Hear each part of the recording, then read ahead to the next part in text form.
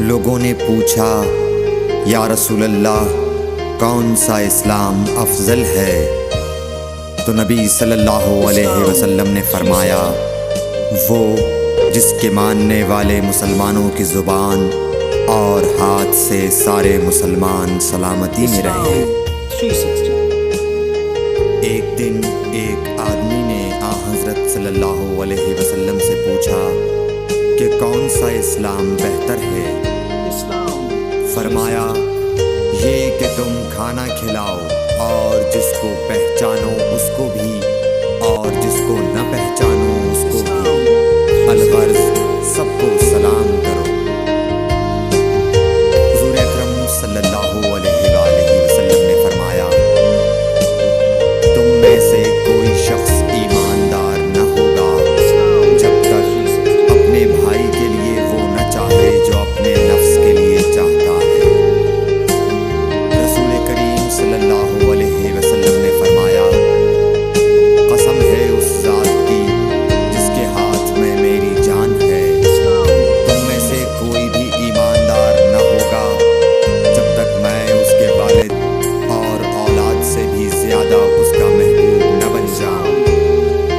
حضرت صلی اللہ علیہ وسلم نے فرمایا تم میں سے کوئی شخص ایماندار نہ ہوگا جب تک اس کے والد اور اس کی اولاد اور تمام لوگوں سے زیادہ اس کے دل میں میری محبت نہ ہو جائے۔ نبی کریم صلی اللہ علیہ وآلہ وسلم نے فرمایا تین خصلتیں ایسی ہیں کہ جس میں یہ پیدا ہو جائیں اس نے ایمان کی مٹھاس کو پا لیا۔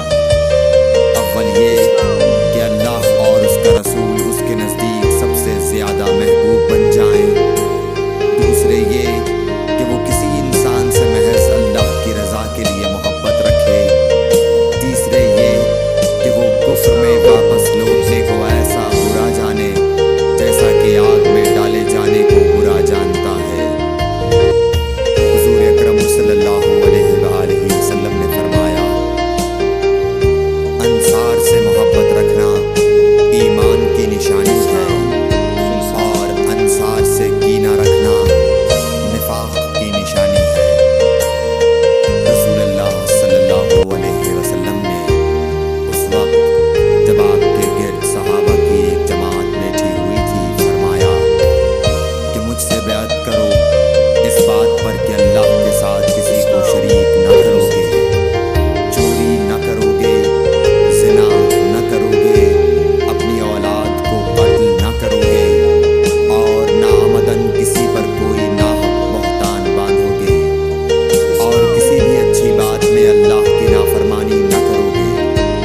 جو کوئی تم میں اس عہد کو پورا کرے گا تو اس کا ثواب اللہ کے ذمہ ہے، اور جو کوئی ان بری باتوں میں سے کسی کا ارتکاب کرے اور اسے دنیا میں اسلامی قانون کے تحت سزا دے دی گئی تو یہ سزا اس کے گناہوں